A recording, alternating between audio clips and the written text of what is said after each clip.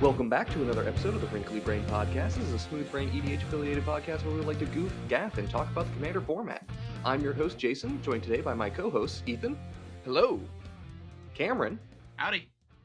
And our guest today, making their return to the podcast after almost a year, it is Callahan from the Mind Sculptors podcast. What's up? What's up, Mind Sculptor Nation? Callahan, it is great to see you. It has been too long. Yeah, it has been a hot minute. I can't remember. I was trying to think of the last event I saw you at. I want to say it was... It might have been in... Was it Milwaukee? Or, not Milwaukee, Minneapolis. No, if anything, I think the last time I saw you was... I can't remember if you were at Philly. Might I don't think have you were at been Philly. Philly then. Did we see each other at Philly? Yeah, I think we did see each other at Philly. I'm trying to remember because that's over a year ago. I mean, it's been ages ago at this point. Yeah, Ethan and I are just the non-Philly goers. We can't relate. Yeah. Listen, See, I just need you guys to come to the events in Philly because it's so easy for me to get to them. Yeah. That'd be so nice. That would if be. things I didn't wish cost I could money. hop. I wish I could hop on a train and just get to Philly, but alas, I think I could actually, but it would be hella expensive. It would take like Now- 20 hours. It's fine. Now that I live, like, in Kentucky, like, right here in Louisville, like, making those drives are a lot more tenable, because it's like, oh, it's like a 9-hour drive versus, like, over a day, right? Mhm.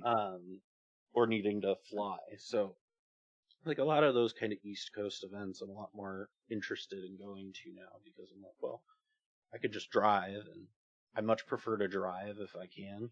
Absolutely. Just because it's significantly cheaper, and I also kind of just like having a thing to do. But I feel that. I'm just on that no car life, so. Yeah. well, the thing with like driving is once a trip crosses over 10 hours, that's when I am like, okay, now I am not enjoying driving. Yeah, Once absolutely. Once you cross that threshold of most of my day, so I'm like, okay, I think I've been in the car too long. But My favorite part of this whole conversation is just going to be Alcus listening in going, what the fuck? Hey, here in The America, Europeans going like, what do you mean we 10 can hours of driving? We can drive for 10 hours in Texas and still be in Texas. still be in Texas, yeah. What? Reminds me of our trip down to the airport to go to Vegas, Yeah. Cameron. What about it? What about? Oh, that, you mean? Ethan? Oh, we got halfway there, had to turn around, go all the way back, another 2.5 hours. So that trip was like 11 hours in the car just to get down to Dallas. It was just a 5-hour drive. Hey, whose fault could that have been? Mr. forgets his Sounds all right. wallet.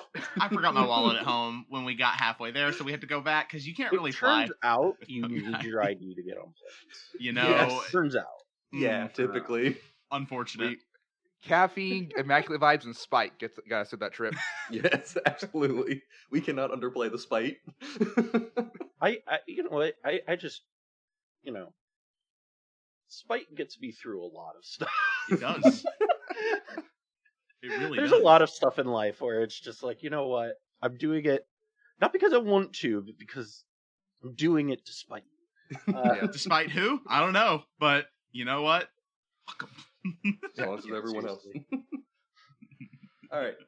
Let's move on to our main topic tonight. And that main topic is combos are fun, and a lot of them don't get enough love. So we've brought to you a few combos that we really think are cool, but they just don't get enough credit.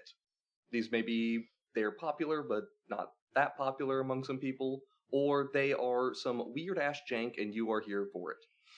So, where do we want to start out? Do we want to rearrange this, organize it, randomize it? What do we want to do today? I want to start out by saying shout out to Commander Spellbook because it made this list a lot easier.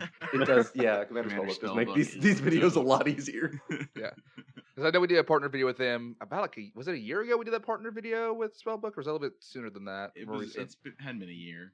It's been a minute, but It's been a minute. we partnered with a video with them. We did random combos from off their site and made decks around them. Hopefully that video in the description below. Combos wise, Jason, how about you just start us off with your favorite one, and then we'll kind of go from there because I feel like you're going to set up the premise here with your description. Oh, like my actual favorite one that's on this Well, list? yes, and then kind of go in from there. All right, so this is a classic combo called the Great Machine. This is a combination of Blasting Station, Grinding Station, Salvaging Station, Summoning Station, and a non-creature artifact with mana value 1 or less. Yes, a lot of people are familiar with what Grinding Station and Blasting Station do. These are all of these are various machines that they tap to do an ability, and they have something else that untaps them. So Blasting Station, whenever a creature enters the battlefield under your control, you get to untap it. You tap it to sacrifice a creature to deal 1 damage. Grinding Station, artifact enters the battlefield under your control, untaps it, tap, sacrifice an artifact, mill something for 3. Salvaging Station returns a thing to play, and Summoning Station makes a 2/2. The beautiful thing about this is this is an old school combo. Like, this came out in 5th Dawn in 2004. And there was originally an article about it, but since then WotC has gotten rid of the article because they've stopped hosting those old ones, so it's just I'm sad A true about shame. it. Yeah, but it's okay. This is called the Great Machine because all you're doing is you're assembling these 4 pieces together to create an infinite loop. What you're going to have, so like, you can do with any of these at the starting point, but I'm just going to start with Grinding Station, and I'm also going to assume you just played your 0 or 1 mana artifact. Also, for the sake of simplicity, all of these things are taps, so I don't, and this is mainly just so I don't confuse myself getting like the orders in which things untap. Alright, so simple enough. Alright, let's say you have your Soul Ring. It enters the battlefield, untaps your Grinding Station. Sacrifice the artifact to Grinding Station to mill a player for 3. This will untap Summoning Station because an artifact went to the graveyard. Now you can tap Summoning Station to make a 2/2 Pincher creature token, which does not exist, and is now on my list. That creature enters the battlefield, causes Blasting Station to untap. You can sacrifice the Pincher to deal 1 damage. The Pincher dying causes Salvaging Station to untap, which now can return your Soul Ring from the graveyard back to play, untapping Grinding Station, and starting that loop all over again. And So while this is going on, OK Go is playing over top of it. Yes! Doing a really elaborate music video. Yes, absolutely. So, the end result of this is Infinite Mill. It's produced by Ford. They did produce that, didn't they? Yes, they did. I want to say it was Chevy produced one, and then I think it was State Farm produced the really famous one. But they did one with like Notre Dame marching band. Like they've done it with like a ton of different people. I can't remember if the one that they did on a plane with like the lack of gravity. This is a newer one. I can't remember if that was like Boeing did that or not, but I think they partnered with Boeing for that. Yeah, that was a really good one too. That was really impressive how they got that, and apparently it took them like 70 takes to do it or something. So I can't imagine why. It seems super simple. I didn't know this one existed. I had to literally Google this right now. Shoot me the link. I found an article on Wired. I will send you like right now. This is You're welcome insane. for completely derailing this conversation. Yes, thank you. No, I really appreciate it. We're here for it. I love that. I needed this in my life. Thank you. Right, OK Go is one of my like favorite bands, so I couldn't pass up the opportunity. Oh, of course not. So what this combo results in is infinite mill, infinite damage, infinite artifacts entering the battlefield and dying, infinite creature tokens entering the battlefield and dying, infinite sacking stuff, infinite cards entering and leaving your graveyard if you care about that, and infinite activations of artifacts if that also matters. This is just a stupid fun build around card. Like, one of the combo pieces costs 7 mana, one of them costs 6 mana, and they are debatably not worth their cost. That just makes them fun to work with. Mm-hmm. So if you were building this deck, number one, Jason, have you ever gotten to do this? Oh yeah, multiple times. I have a deck dedicated to this. Oh, pray tell. Yeah, this is my Osgir. Yeah, this is my Osgir the Reconstructor deck. Oh hell yeah, dude. Yeah, so I mean, the big thing on that is I just wanted to assemble the Great Machine, and I wanted a commander to let me try it twice. So, so in your experience, what's like the easiest way to get down the field? I feel like Saheeli's Directive would be like the best way to get those out consistently. Like, pump a ton of mana into it, dump your deck into play, and just be able to find it that way. As all good Osgir decks do. I don't know. I'm just working it out. Eventually, I'll get there, or I don't. I don't know. We'll find out. Well, the nice part about these is that even if you're trying to do Great Machine shenanigans, you're able to play the other. I don't know the exact combos off the top of my head, but it feels like literally anything can combo with like 2 or 3 of these. If you want to play with the other combo pieces, right, you are able to. Are you Chad though, and you only play the four of these as your combo? I do play technically one other combo in the deck. which is I play Zerda plus Basalt Monolith to make infinite colorless mana, so that if I'm in a situation where I don't have enough mana to play all the pieces at once, I can now. And there's also Walking Ballista in there because why not? But at the same time, if Walking Ballista goes to my graveyard, that combo's gone. So, Tell me you don't want 2/0 Walking Ballistas with Osgear? That sounds pretty yo. cool. But yeah, now the important thing on that is just I can assemble the combo. I can do it twice, and the best I've done with assembling it is I assemble the Zerda combo, and then I do a whole bunch of tapping and untapping stuff, or more importantly, actually just utilizing the grinding station to put a bunch of cards into my graveyard to eventually draw into the cards I need. But it works pretty well overall. I think it's a lot of fun. I just also wanted to point out that I think this thing's stupid fun, and this combo is popular than another combo I've listed. This only has 449 decks. One of them is mine on this spell table and EDH rack.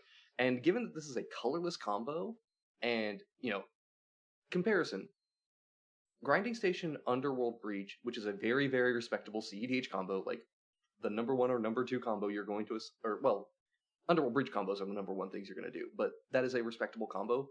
It's in 10,268 decks. Good lord. And Grinding Station alone is of all of its combos, is 2,000 or 20,000 entries overall. The fact that this has 449 really goes to show how unpopular this is by comparison to what it could be. Seems super cool though. But is it good? Is the question. No, It's very cool. It's super cool, but It good cracks is, me up that maybe objectively the worst of the stations is the most expensive one that puts a 2/2 into play. Yeah. It's not great. It's really not great. I appreciate that you're unbiased enough to realize that it's Is the just not Pincher good. an artifact creature? No. Damn. No, the Pincher is it's just a creature. Damn, unfortunate. If it was artifact creature, it would combo with any altar or any sack outline. It's so close to greatness. All right. Let's go on to the next one. Who wants to go next? I can bring one up since we were talking just briefly about CEDH. Yeah.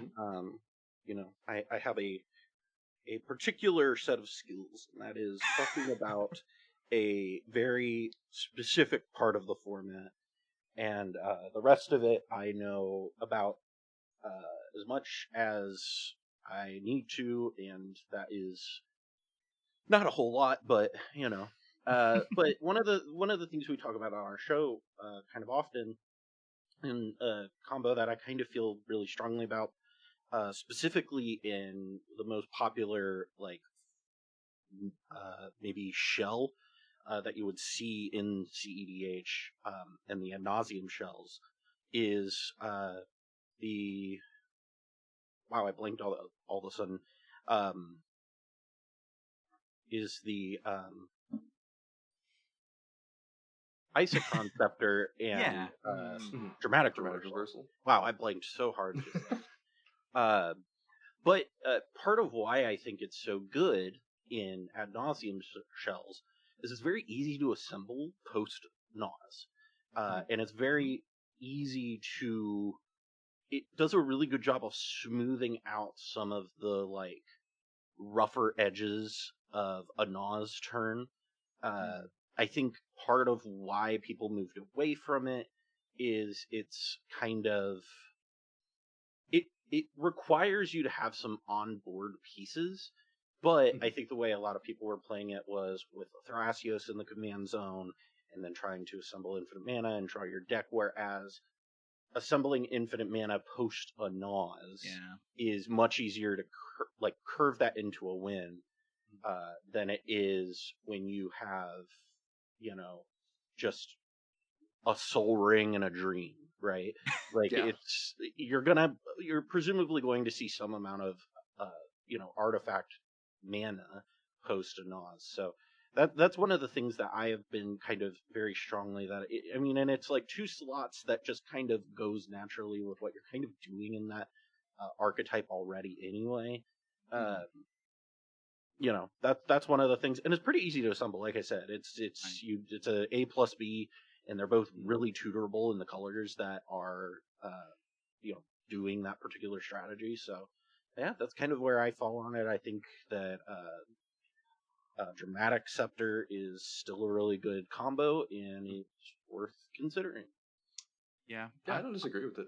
I've always liked Dramatic Reversal because it also has the situational ability of just being a ritual.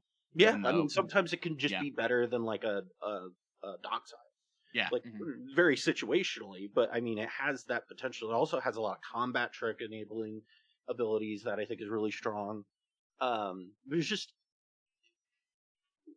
not to veer off, but I think part of what that the situationality of that card really kind of emphasizes how unexplored the format really is, whether it's from an competitive standpoint or a casual standpoint. The format is just so big that it's nearly impossible to explore all of it, and you're just constantly adding new cards, like thousands of cards a year. So I don't know that you're ever going to solve it or find everything that you're going to be able to in every use case for stuff. And I think that just kind of goes to show how much stuff you can find that is playable, that you might not think is or is even cool, right? There's just so many cards. I think it's the beauty of it, honestly, is that Yeah. you have so much, even in CDH, where you know what's kind of the best right now. There's still constant brewing and experimentation, exploration, all this stuff. And honestly, there's probably some. I'm not gonna say like World Gorger Dragon, Anime Dead. It's like a combo we should revisit because I'm still not high on that one. But there's possible Spoiler, use cases for. don't do it. Don't do it. Yeah. Just Okay. bounce stock. I was bounce stock. only like slightly half worried you would mention that one. I was like, ooh, we might have to talk about that. Don't do that. Don't do that, kids. Eat your fruits and vegetables, as I say on the show. But there's still like to revisit old tech, right? Like that we could really try to experiment with and see it's still unappreciated. Yeah. In a competitive standpoint. Well, I think you're right completely on Dramatic Reversal. You said that and like new IsoRev. cards are being printed. Like Hermit Druid had kind of fallen out, but like Grolnock, if I recall, is like a huge Hermit Druid deck. So it's really cool to see like. Spoiler, like I'm gonna bring up Hermit Druid later on. Sorry, damn it! Hell yeah! I that is another card that I'm just like, hey guys, Breach Deck, have you thought about playing this card? It's pretty good. Oh my goodness. Yeah, like revisiting old tech, like so to speak, I wouldn't say that it ever truly fell out of favor, but I will say that like Tidespell Tyrant and Hullbreaker Horror have had a big resurgence in CEDH right now because the metagame has shifted to being this very slow, grindy format. Yeah, where, they do really good in these like hide behind a heuristic study type formats where you can just sit there and basically play draw go, right? Like they really excel in those formats. I mean, I talked about this last week on our show where one of the big changes I made to Tivit going into SCG Cincinnati was taking out Notion Thief and putting in Hullbreaker Horror, and it really felt like that was the thing that it needed to help turn the corner, because it just made it really easy, especially when you're in a control deck, right, to just like 2-for-1 things, as well as like, oh, I have a way to assemble a win now. That also is just big and answers a lot of stuff. So, sorry, I didn't mean to cut you off, Jason. No, absolutely no. That's basically what I was going to say. Is it's gotten to this point where we can play these bigger spells and expect them to resolve a little bit more often. And the other part to it is that that is also another combo piece. I'm not going to go into the details on that big combo, but it helps to generate infinite mana if you need to. We don't need to get into Tidespell Tyrant. Yeah. There's a lot of things you they're can do with fun. Tidespell Tyrants. That's all you need to know. I won a game at SCG Con, and I had a kitten out, and I didn't have a kitten out. I had Hullbreaker Horror out, and I'm sitting there looking at the board, and I'm like, man, if this was a kitten, this would be easy. However, True. I have to cast these spells, which is kind of annoying. So, Counterbalance check. Let's go. All right. Let's move on to the next one. Who's up? I got it. Yeah. So I'm gonna go with one that I was really surprised wasn't played in more decks for this commander. Magar of the Hidden Strings, I believe. Yep, Magar of the Hidden Strings. This combo is Magar with Sundial the Infinite, and then any of the cards of like Last Chance, Warrior's Oath, and there's a third one I wrote down if I can actually read my script. Final Fortune. That's the one, the good one, the really good one. You essentially, if you have, I think, 5 mana on the one turn, and then 1 to activate the Sun of the Infinite, you can make infinite turns. But you play if anyone has removal, we're kind of dead here. Because it's very high risk, high reward. So I called this listing Magar got a gambling addiction. Yeah, that is absolutely just classic Magar right there. Just if anybody has removal, we lose the game. Yes, which I love that fact, and the fact you still have to get in damage with the creatures that Magar creates, right? It makes it a little bit more risky. But going through with the last chance, only 42 decks, according to Commander Spellbook, actually play this. Final Fortune only has 34, and Warriors only has 27 decks total. So no one is playing this, and I get that it's a high risk, high reward, but it's pretty compact. And sometimes just an extra turn, likely you could play a thing to help get around that lose the game clause potentially. It just sounds like fun, and lets you kind of do some interesting stuff from Magar because it's a weird commander, and it lets you do this. Yeah, it's like I can understand them not necessarily wanting to play Sundial of the Infinite in their deck, because it's probably not a card that has a lot to do in your big instants and sorceries. Yeah, it's deck. not synergizing with the rest of the deck Yeah, much. that card on its own isn't doing a lot, but at the same time, the last chances, or at least just playing at least one of those extra turn spells feels like it is something that would be good in those decks. Yeah, just to have that option, because I mean, your whole thing is just trying to get those extra spells, and that's an extra cast of your other spells. And you'll get one more turn, but that may be what you need to win. I think one of the things too that is really neat about, like, especially the instant speed ones like Final Fortune, is you get to kind of like snipe wins on top of people if you have it. So you can just kind of like, I can win if we make it here, but I know if I'm sitting at seat 3 and it's seat 4's turn, and I know 1 and 2 what's on top of their deck, or or that they're going to be able to win before me.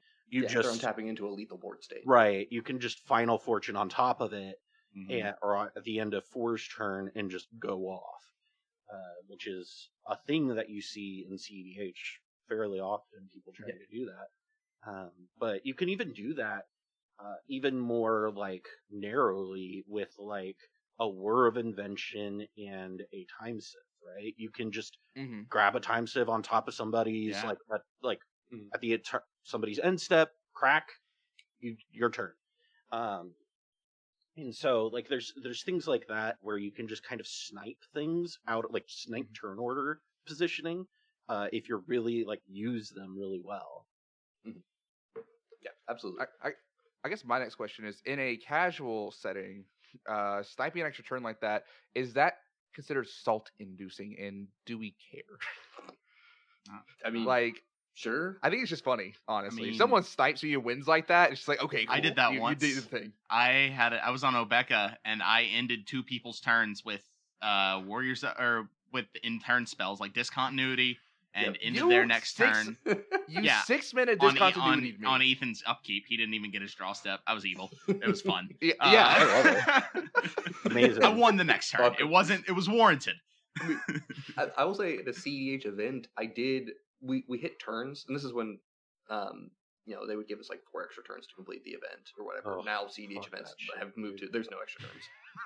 Dude, okay, not to gripe, but I'm gonna gripe about that for a minute. SCG Con had extra turns in it, where it was turn 0, and then each remaining player, there was a turn for each remaining player, and like some of there was one game that literally had a turn go for 45 minutes, and then another one go for 45 minutes. So like in between, I think it was like round 3 and 4, there was like an hour and a half of downtime just waiting on one game to finish because of the turn structure.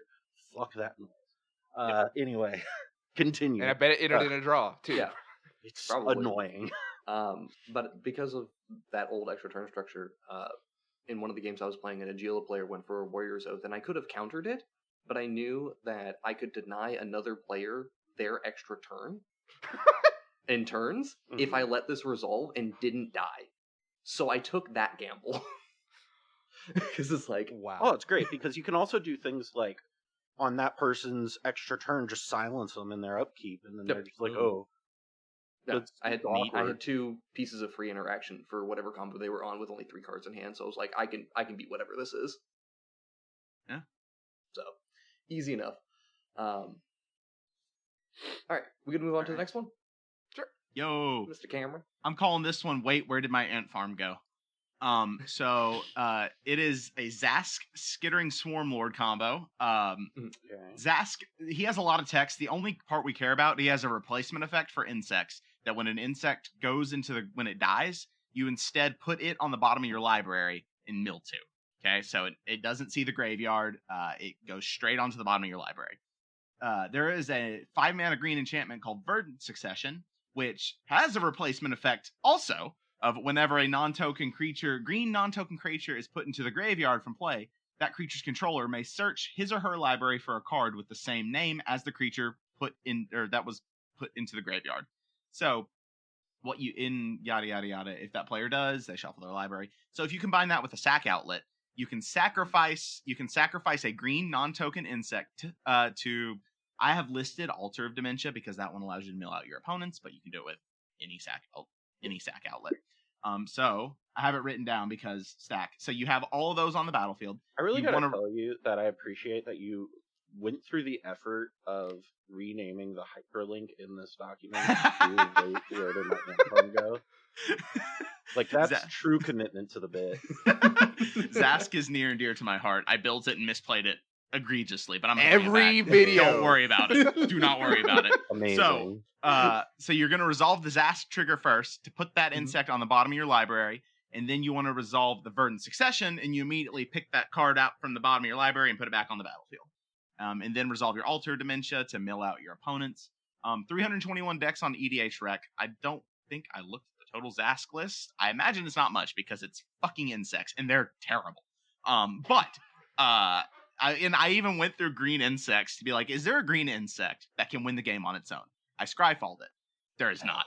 There's not. The best you can do is a beetle that puts a 1/1 counter on a creature. And I'm like, yeah, baby, we're about to get some swole ass bugs, dude. But you can have like a blood artist effect or something. Yada yada yada yada yada. But there's a lot of ways to make this a win. I don't know. Verdant Succession is the reason I say it's underplayed is because Verdant Succession is a card that's not going to see play in literally any deck, I don't think. Because it cares about cards with the same name. And we live in a format where we can't play that unless it explicitly says we can. And I don't think there are any green creature cards that like with the Relentless Rats text that say you can play an unlimited number. I could be wrong.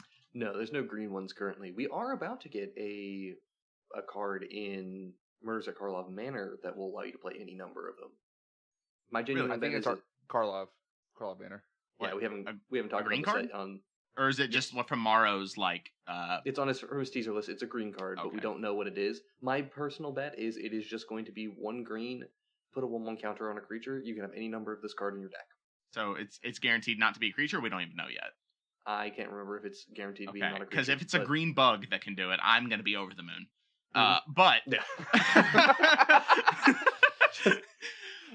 the things that make people happy in life, you know? But that's my combo. It's rather obscure. It's Zask, but that's it. I don't know. It reminds me a lot of the really, really bad Mishra commander, Mishra Artificer Prodigy. Yeah. It's a Grixis one where you play an artifact spell, you may search your graveyard, hand, or library for a card with the same name as that spell and put it into play. And with that one, you play things such as Blood Funnel, so you counter your own spells and then get it back uncounterably. And you also play what is the really, really expensive enchantment that he's played like in Pox in Legacy? Financially, I'm blanking on the name of it. Oh, Chains of Mephistopheles? Nethervoid. Nethervoid. It's Nethervoid. Yeah, so you just counter your own spells? Yeah, you counter your own spells. And I love that you just counter your own spells. Stupid World Enchants. Why didn't you put a Nethervoid combo on here, Ethan? That's pretty underrated. I didn't think about this. Okay? You reminded me. All right, that's a freebie for you guys. Hey. All right, let's go into the next one. I'm going to do one of mine here. Hey, remember Summoning Station? We're back for more. All right. I call this combo Peregrine Truck brings his own ham sandwich to combo with. So this is Peregrine But you Tuck, which didn't is one of the bring newer in the command- hyperlinks, so like, do you really like this combo? Like, Okay, I put the Callahan, hyperlink while he's there, at talking, least. I'm adding hyperlinks to mine Too just late. for you. No, he hasn't got to my second one yet, so it'll be okay. Just don't look down. So Peregrine Took, right? This is a relatively new card from Kingdoms or Middle Earth stuff, Lord of the Rings stuff. This card has a replacement effect that whenever you would make a token, you make that many tokens plus an additional food. So we're going to play with Summoning Station yet again, the 7 mana artifact that enters the battlefield, and when it taps, it can make a 2/2 pincher. And how this combo works is you need Peregrine Took, Summoning Station, and 3 food. First, activate Peregrine Took by sacrificing the 3 food to draw your card. All right. This is going to trigger Summoning Station to untap 3 times. Tap it in response to each of its triggers to make a pincher and a food, because Peregrine was going to give you that extra food. Then you resolve your untap, and you just keep doing this. As a result, you will draw a card, make 3 pinchers and 3 food, and you can now repeat this loop, giving yourself a near infinite number of 2/2s. It is near infinite because you only have so many cards in your deck. However, this is a draw your deck combo. I have a big question for you, Jason. Mhm. What do you imagine the pincher token looks like? Like what is it doing? Is it like what's the It's a crab. It's a crab. It's an artifact crab. It's not even an artifact. It's just a colorless crab. That's what it is. I kind of imagine it. What's the I used to see play in Mud that you can tap it, reveal colorless cards or artifact cards from your hand, and make 2 mana per. Oh, Metal Worker? Metal Worker. Yeah, Metal what the Worker's like. It's just Metal Worker, but It's with just a Metal big Worker. meaty claws. Big metallic claws. I like the crab people idea though. Gotta be honest. Just colorless crabs. Let's go. So realistically, I didn't even know this combo existed until I was going through Commander Spellbook to make sure I got the exact line in order for everything for the Great Machine down. But I just looked at Summoning Station to see if it had any other combos, and I'm like, I'm sorry. This combo is a 2-card combo in mono green. Well, if you're playing this as your commander, you could. It's a 1-card combo because and you're not gonna have trouble getting the 7 mana in mono green. Yeah, keep in mind, Peregrine Took is already infamous for being a combo piece, right? According to Commander Spell Table, there's 7,000 decks with Peregrine Took combos, or at least a representation of some number. There can be overlap, right? But this is a 2-card combo in mono green that is in 167 decks. I think that's underappreciated. Yeah. Like, this is actually relatively easy to assemble for mono green to do. Yeah. Gets better if you had in blue for tutors, but like... Boo, yeah, sure. You can also just have Peregrine Took as your commander, and there's your 1-card combo. Yeah, that's what I was thinking. This is dumb. And mono green artifacts is based as fuck, dude. Like, who's playing mono green artifacts? It's Chick. Is that how you pronounce it? It It has partner though, so you can partner with like Togo. Prismatic Piper. Then hell yeah. Come on, partner it with Kodama. Come on, at least have some fun with your life. Fair. Ethan, that is hear fair. my Togo slander, and I will kick your ass this way, so you don't worry. You slander my boy Togo, and I will fight. Callahan, now you've got me thinking about what you can do with a Summoning Station with Kodama of the East Tree. You can do a lot with it. That's interesting to think about. Turns out that Kodama is nuts. I mean, Cloudstone Curio or something. Like, there's probably a lot of things you can do. It's a ham sandwich. Yeah, I mean, the untapping for Summoning Station is an artifact is put into a graveyard. I'm stupid. Okay, never mind. I can't read. So it's a little hard, but at the same time, like, I don't know, we're bringing back Togo. Like, you should just sack the rock, do something. I don't know. Okay, okay. Here's the thing: Togo Kodama is like, you don't need to add anything else. That literally just plays all your lands for free. True. Why make it more complicated? It literally just puts every land because it's fun. Honey, Commander Legends has been out since what, 2020? I think it's 2020. Do you think I have thought processes in this brain, Ethan? No, It we is a smooth. smooth brain. We smooth. Well, this is the this is the wrinkly side. Okay, we're supposed to be able to think here. True, but Literally, we lie. Gaslight gatekeep. and you're a boss. Don't worry. I sent you the script of the short I wrote. I need to record that includes that combo. You read it. You said, "Don't." Did you read it? Yes, I did. I've slept since then, though. Okay, it wasn't important enough for you, apparently. All right, I think we did good on this one. All right, let's go on to the next one. Who's up next? Callahan, you I want to think go it was next? Callahan next. Yeah, one combo that I think it's gonna sound on its face like maybe it sees a bunch of play, but I'm gonna recommend it because I think it's pretty good in the 99. And that is specifically Godo and Helm of the Host. The In the reason 99? why I say that more people should play this combo is, one, more people need to just close out games. That's probably one of the biggest issues that I see in casual games in general, is games just never end, and especially with Voltron decks, where they have this tendency to just assemble a big thing, swing, either it gets blocked or somebody deals with it, or there's a board wipe because it's casual and there's a billion board wipes. And having a combo that, kind of assembles itself, I think is really good in these casual environments where you can just kind of end games, right? And then move on. And it's 11 fucking mana, too, right? So it's not like we're talking about, geez, guys, you're really spiking this one with Thassa's Oracle and Demonic Consultation. It does take work. We're talking about an 11 mana combo, right? That is kind of glass cannon. But one of the other things that's really cool with it is you are able to kind of layer it with other there's now a lot of support for a Helm infinite combo deck in general, and that's specifically because of the card Forgenew. Forgenew, along with I want to say Pure Steel Paladin. You now have this sort of assortment of cards that, especially if you maybe throw Arden into the mix, if you're wanting to play that either as your commander or in the 99, you're able to just skirt around the cost of these things and just kind of get them out and do a lot of fun stuff with it, but also have something that can end the game. And I think the ability to end the game is maybe the biggest key here, because that's probably the biggest thing that I think I see struggling in casual games. It's just games just drag on for hours, and I'm just like, okay, guys, this is board wipe number 7. Yeah. There was somebody a game. attack somebody, please. There was a game last night on our. So we do game nights every Saturday. So hey, come check those out if you want to play with us.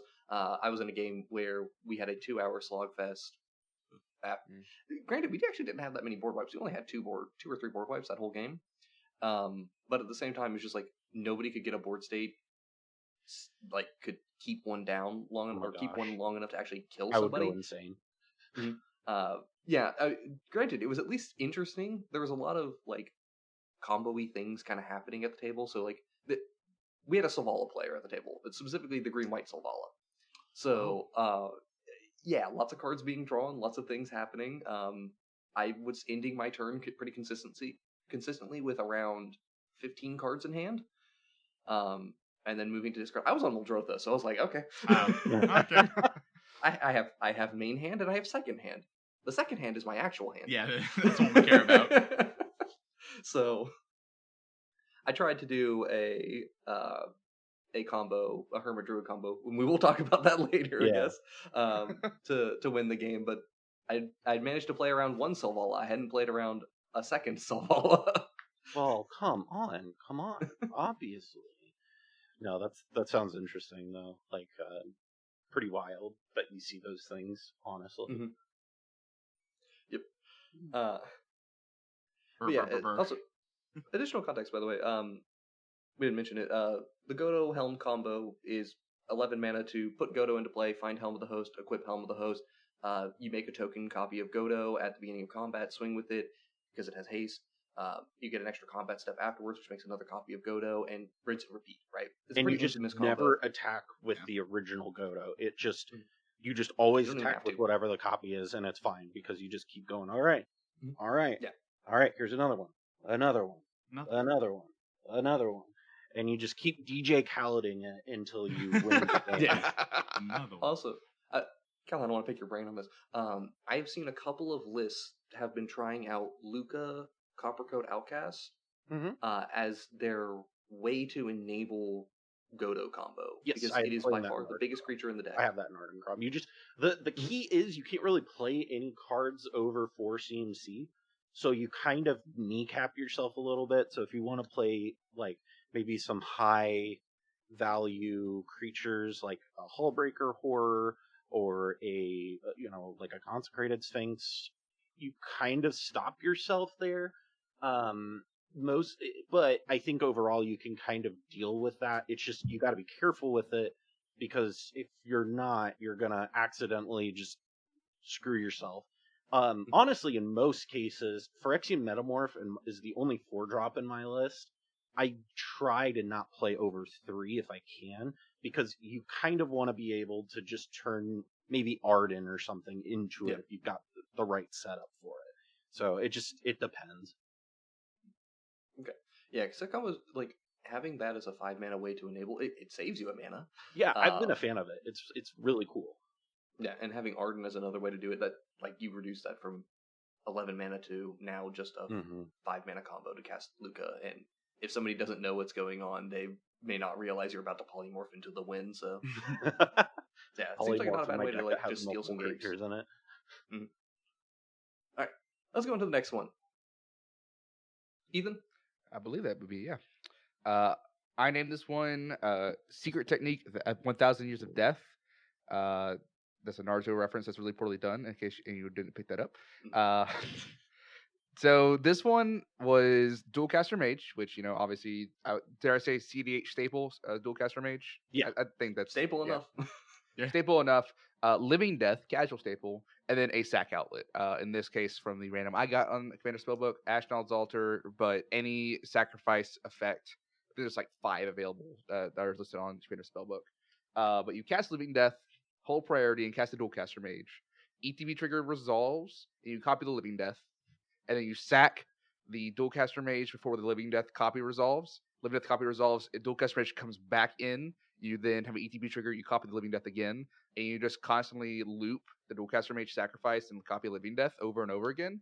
So you get infinite into the battlefield triggers, into battlefield, leave the battlefield, if it's Alter Dementia, mill, mana if it's Ashnod's or Phyrexian Altar. There's some other bad ones that do other things. I just never really thought about including this in a Rakdos sacrifice deck. Dualcaster Mage has the flexibility to be really used in any situation. Living Death, obviously, in a sacrifice deck seems really good. And if you're going to sacrifice things, sack outlets generally are good.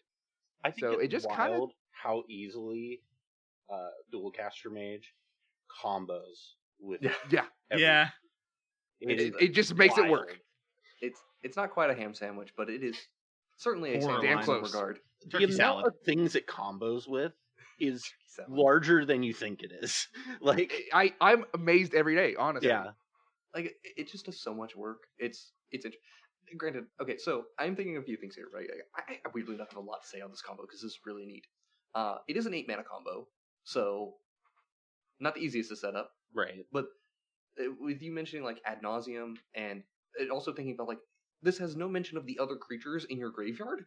So like if you have a Mayhem Devil, for example, every other cast of this Living Death, you're going to be able to ping for 1. Because it's just going to keep going in and out of play. Which is just Truly incredible. truly. Mm-hmm.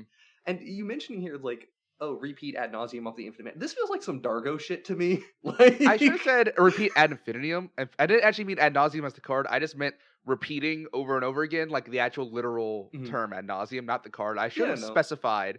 I guess you could use this in an ad nauseum deck, but like I don't think this is CDH viable in any capacity. I think giving your opponent's creatures back was not the greatest thing you want to do in CDH, but that's just with how correct me if I'm wrong. How like weird the meta is at the moment. I feel like you actually could make this work. in a CEDH environment, like it is possible right now, specifically if you are doing like, probably need to be like Grixis Dargo to make this work, because that's the only deck I can think of that can justify playing Dualcaster Mage, a 5-mana board wipe, and a sack outlet, and then also could play Ad Nauseam. I think the issue with like a Living Death in a like CEDH environment is when you like, it's specifically like how often are you going to cast that outside of that combo, where stuff like Twin Flame and whatnot, you can like realistically imagine a world where like, okay, I'm going to Twin Flame whatever and make a copy, do this thing, blah blah blah, and get some like incremental value out of it. Whereas like I think with Living Death, I kind of agree with you on this, Ethan. I think it's just like a little too expensive and gives your opponents a little too much value to like justify itself. It's like cool. I think like you could realistically maybe do like if you took advantage of like Living End the way that like Living End decks do in Modern and stuff, maybe. But I think that's still pretty hard to like set up, and you're still running some like subpar creatures overall. Whereas like in Modern, it's fine because, well, it was fine, but it didn't matter that your creatures were subpar because you were clearing your opponent's board and your creatures were just so much bigger comparatively. So it is interesting the way all of that works, but I think that's a neat combo though. That's really cool. I'd also like to know, because we just mentioned how Dualcaster Mage combos with a ham sandwich. Commander Spellbook says 147 different combos that it lists here. There's probably more that it doesn't have listed. That is insane. Yeah. Okay, that's awesome. Well, I just wanted to say about Dualcaster. Do y'all ever play with a card for so long and never look at the art, and then when you look at the art, you're like, oh, that's what they're doing? Yeah. Dualcaster Mage. I just learned that this guy's pouring 2 pots of lava. Now, I didn't. I thought it was a weird. I thought it was a weird amorphous animal. I did too. I honestly did. I did too. After looking at what was the other one, I thought Dothy Voidwalker. I thought it was some like amalgamous like blob, but no, it's just a guy behind a tree. Yeah. Like. No, a lot of these are a lot more just like straightforward, like they look you straight in the eyes type of like arts, and you're like, oh, okay, there's not as much trickery with this as I thought was going on. I'll never get to see it the same as I did. I will always see it for what it's supposed to be now, and that makes me sad. Yep.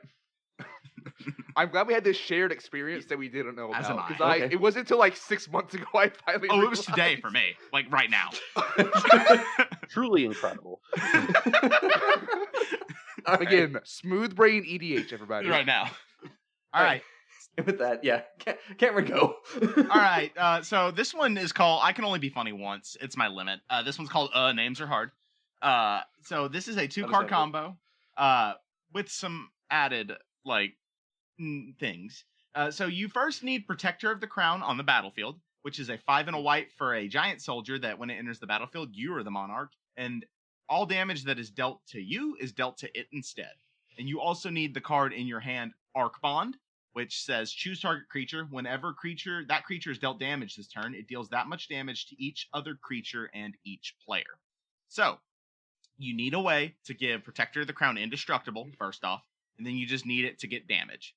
So first, give Protector of the Crown indestructible, and then you cast Arc Bond targeting the Protector, and then you deal damage to the Protector.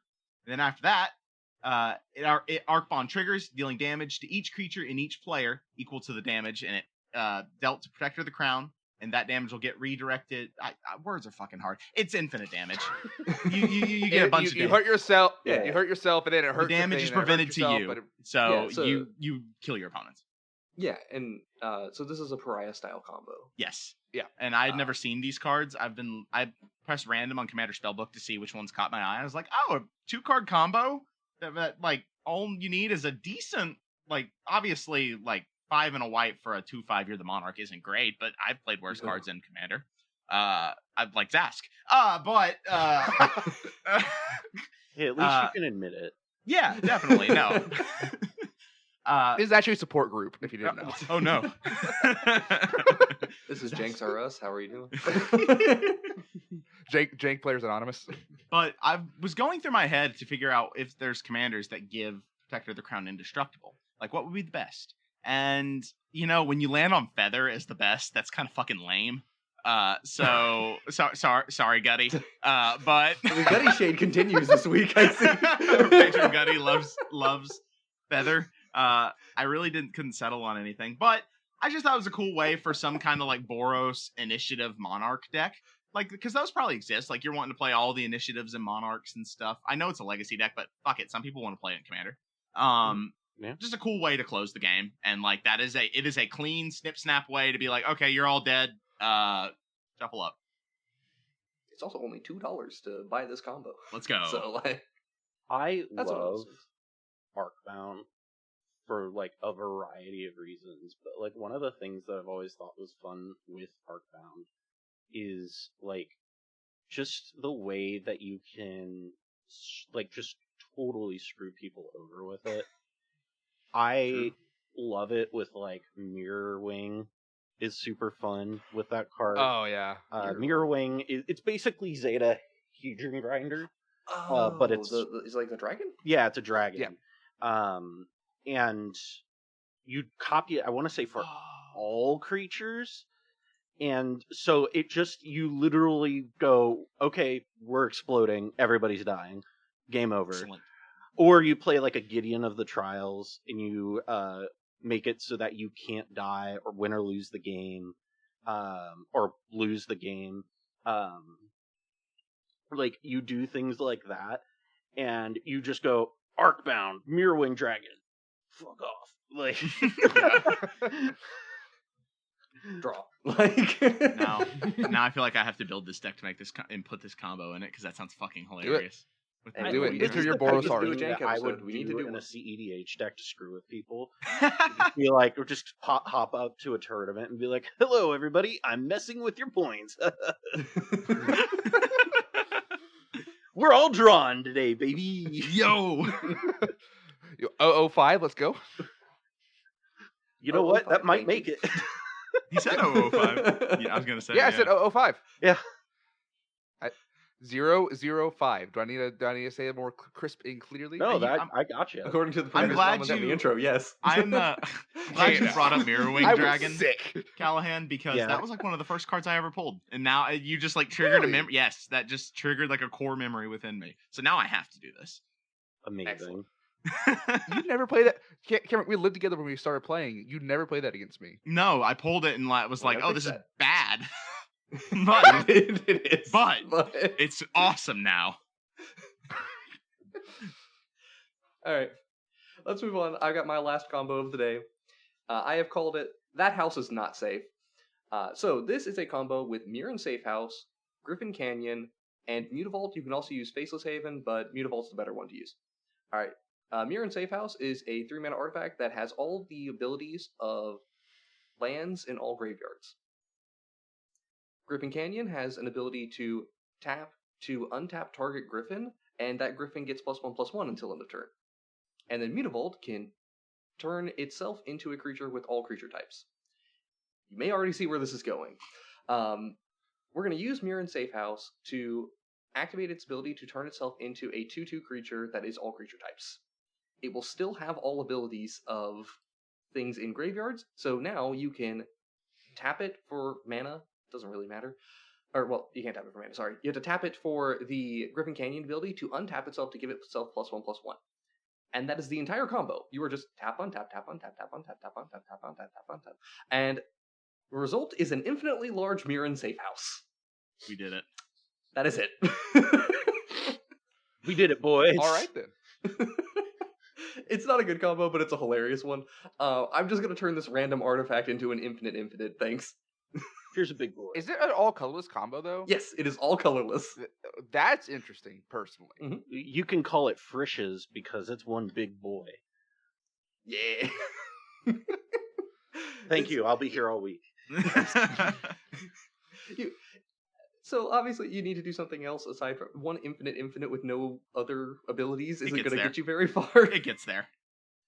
I mean, one other thing I thought that was cool about this is if you can put like a another land that has an activated ability to give itself flying. you do that after you've turned it into this big ass griffin, and it's going to maintain all of its +1/+1 effects. And then you just go, wee, here, have some effect. Fairy Conclave, I guess would work. Yeah, Fairy Conclave. You can do Ink Moth Nexus, Blink Moth Nexus. They all work. Those make more sense than my blue tapped land. Thank you. Mm-hmm. Cameron, I have a challenge for you. Okay. Oh no. Build a Kura deck that makes this happen. No. It's literally the commander for it. It's literally the commander for it. Tell me why you shouldn't. Because I want to make my Boros fuck you we all die combo first. I mean, that's you fine. can do it after. I'll put it on the list. I'll put it in the queue. You'll put it on the spreadsheet. Excellent. I'm glad. I didn't make a spreadsheet for you first. I guess Kura, you tutor the lands and then you just like have a billion cards. Yeah, this would be the deck for it's easy to do. Yeah. Plus, you get the benefit of the one reason why I think this is actually like it's actually really solid. It's not too hard to do. Is you only need one card in play and the rest in your graveyard. Yeah. You don't need them in your hand. You don't need them anywhere else. You can just entomb them. You can mill them over. So long as you have a way to get back your mirror and safe house or tutor for it, this is easy to do. And also with an infinite big, like there's a lot of ways you can just turn that into a fling and you kill somebody. So it's not too hard. The likelihood of you having other lands, like it's easy, as we said, to put a a Blink Moth or the fucking what's the green Treetop Village, give it trample or like whatever. Yeah. There are many a way to give it other activated abilities to make the fact that it's just a big dumb infinite like make it more threatening. Yeah. I actually put this combo in when we were doing stuff for March of the Machine. Sure. That set release coming out. I built Thalia and the Gitrog monster as something for us to potentially play, and it had this combo in it. So like that's a good deck for doing this. I'm gonna break the rules on tutoring for a little bit. Thanks, guys. But yeah, we never noticed until a year later. Well, we never played it, so. And we never noticed until a year later. All right, let's go on to the next one. Callahan, this your last one, or you got another one? This is my last one that I brought to the table, and this is just one card. It's called Hermit Druid. We were talking about this earlier. Hermit Druid is like one of those cards that I am just kind of always amazed that more people don't do things with, because it kind of just combos with everything.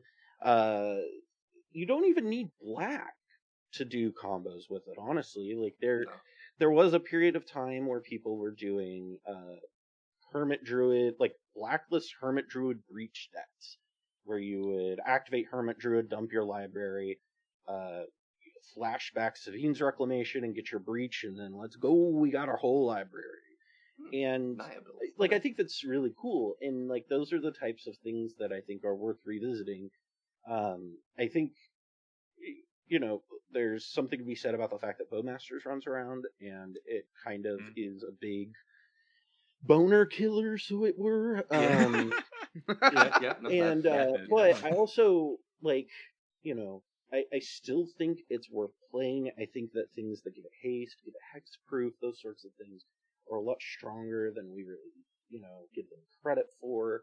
But yeah, I think that is kind of one of those cards that I'm like, I would like to see people play more of, just because there's so many things that you can do with it. You can do the classic, Dread Return stuff. Like, there's so many things, like, or you can be really, really cheeky and just do graveyard loops with it, where you put a Titan in your graveyard, and you have something that triggers whenever something hits the graveyard, and you activate Hermit Druid, and boom, you've got whatever many triggers you needed. And I think that's what's really neat about it, is you can just tool it in so many different ways.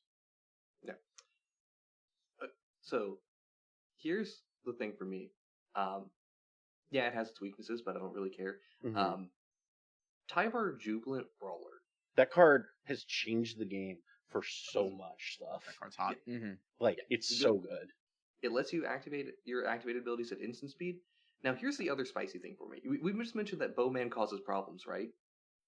But Bowman also has this big benefit of creating a creature with a 1/1 counter on it, which works great when you have Agatha's Soul Cauldron. Mm-hmm. Ha! You and that damn Soul Cauldron, dude.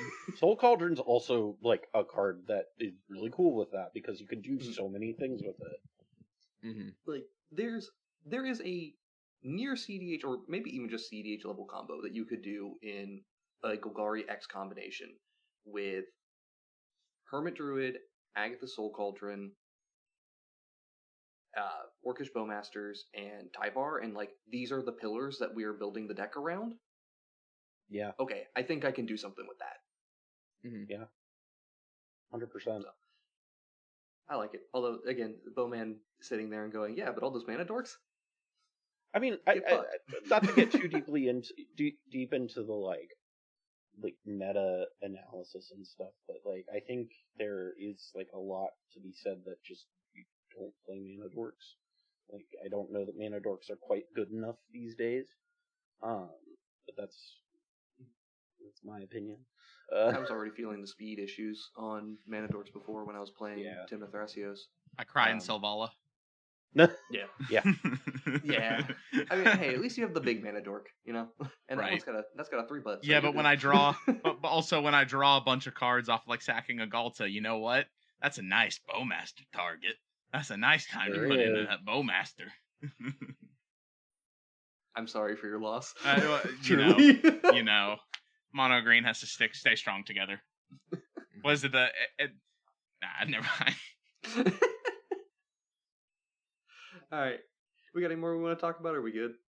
No, that's I'm good. Yeah, all good overall. Yeah. All right, excellent. All right. Well, that is the end of the episode. Callahan, thank you very much for joining us this week. Where can our viewers find you?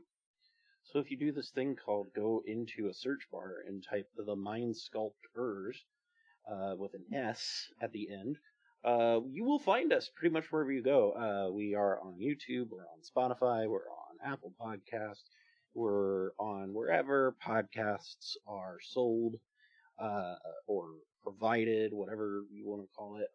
But yeah, we do like that every shit. Monday at 9 a.m.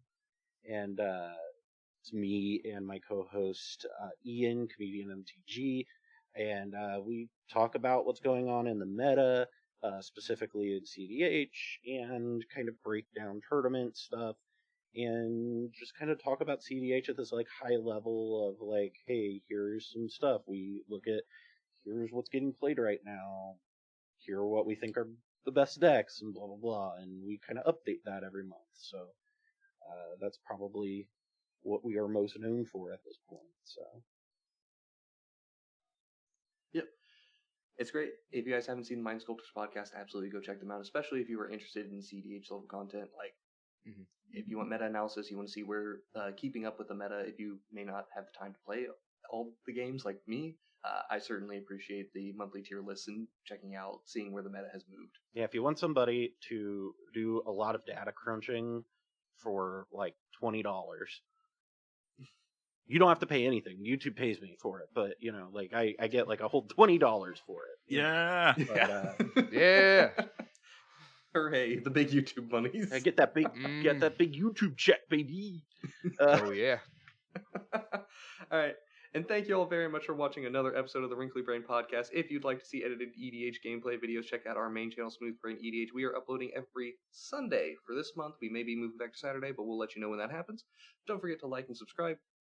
Give us a comment and let us know what you think. And if you'd like to talk to us directly, check out our Discord. And lastly, if you're interested in supporting us financially, you can check out our Patreon. All links are directly in the description or in our link tree. This has been Jason, Ethan, Cameron, and Callahan. Y'all have a great day.